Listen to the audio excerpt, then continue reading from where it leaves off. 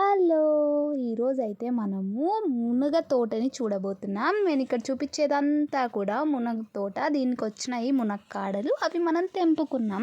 ఇక్కడ మీరు చూస్తుంటే 2000 ప్లాంట్స్ ఉన్నాయి. కానీ మీరు నమ్ముతున్నారా? ఇక్కడ 2000 ప్లాంట్స్ ఉన్నాయని. చూడటానికి చాలా తక్కువగా అనిపిస్తున్నాయి కదా! కానీ ఇక్కడ 2000 చెట్లున్నాయి. ఇంకా లోపలికి ఇంకా ఉన్నాయండి. మొత్తం 4000 చెట్లున్నాయంట. ఏమంటే దగ్గరికి పల్చగా పొడవుగా ఉండడం వల్ల మనకు తెలియడం లేదు. ఇక్కడ కొద్దిగా ముందుకు పోయి చూస్తే ఇక్కడంతా కూడా మనకి గ్రౌండ్నట్ వేరుశెనగ పంట ఉంటుంది. అలానే చీనీ చెట్లు కూడా ఉంటాయి. చూడండి ఎంత నీట్గా ఉంది కదా! ఫీల్డ్ అంతా కూడా చాలా చూడాలనిపిస్తుంది. ఈ చీనీ ఇంకా మనకి ఈ అక్టోబర్ నవంబర్కి అంతా కాయలు అయితే వచ్చేస్తాయి. అప్పుడు ఒకవేళ వీలుంటే చూపిస్తాను. సో సండే కదా, స్నాక్స్ కోసం అని చెప్పేసి మా అమ్మ అయితే కర్జికాయలని ప్రిపేర్ అయితే చేస్తూ ఉంది.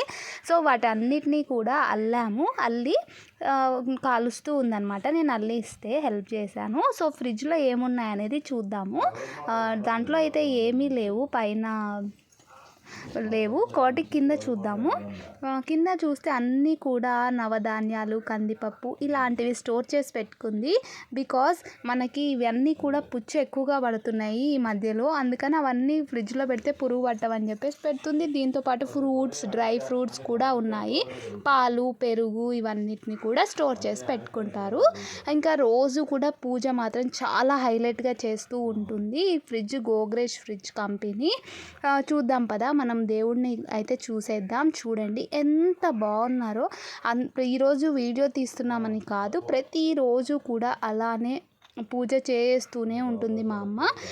సో ఈ కర్జికాయలని ప్రిపేర్ చేసుకునేటప్పుడు మాత్రం చాలా జాగ్రత్తగా చేసుకోండి, ఫ్యాన్ లేకుండా. సో పుష్ప 2 మూవీ అయితే మనకి రీలోడెడ్ వర్షన్ వచ్చింది కదా నెట్ఫ్లిక్స్లో. సో మా పిల్లలు అయితే చూస్తూ ఎంజాయ్ అయితే చేస్తూ ఉన్నారు. మేము ఆల్రెడీ చూసాము, మీకు తెలుసు, షార్ట్లో కూడా మేము పోస్ట్ చేసాము మూవీ అనేది థియేటర్లో. బట్ మళ్ళీ కూడా రీలోడెడ్ వర్షన్ వచ్చినందుకు చూస్తూ ఉన్నారు నెట్ఫ్లిక్స్లో. సో మనం ఇవి కర్జికాయలు చేసుకునేటప్పుడు మాత్రం పైన రేకు ఎండిపోకుండా మనం ఏదైనా మూసి పెట్టుకోవాలి. ఎండిపోతే మాత్రం పగిలి నూనె అంతా పాడైపోతుంది. కాబట్టి మీరు ఎప్పుడైనా చేసుకునేటప్పుడు అదే ఒక చిన్న టిప్. మనం క్లోజ్ చేసి పెట్టుకోవాలి లిడ్ని. పైన ఎండిపోకముందే వాటన్నిటిని కూడా మనం సిమ్లో పెట్టుకొని మాత్రమే వీటిని 2 వైపులా కాల్చుకోవాలి.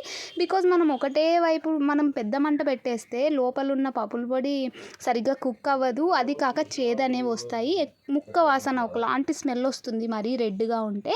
కాబట్టి మనము లైట్ బ్రౌన్గా వచ్చినప్పటి వరకు పెట్టుకోవాలి. ప్లస్ సిమ్లో మాత్రమే కాల్చుకోండి. ఎక్కువగా మైదా పిండిని యూజ్ చేయడానికి ట్రై చేయండి, బాగా వస్తాయి పైన రేకులు. గోధుమ పిండి మెత్తగా అయిపోతుంది, బొక్కలు పడే ఛాన్స్ ఉంటుంది మనం ఎప్పుడైతే ఫోల్డ్ చేస్తాం కదా. నేనే ఫోల్డ్ చేశాను, ఎలా ఉన్నాయి అనేది కమెంట్స్లో అయితే తప్పకుండా చెప్పండి. చూస్తున్నారు కదా బాగానే ఫోల్డ్ చేశానా లేదా అని. మా వీడియోస్ కనుక మీకు నచ్చినట్టయితే please like, share and subscribe.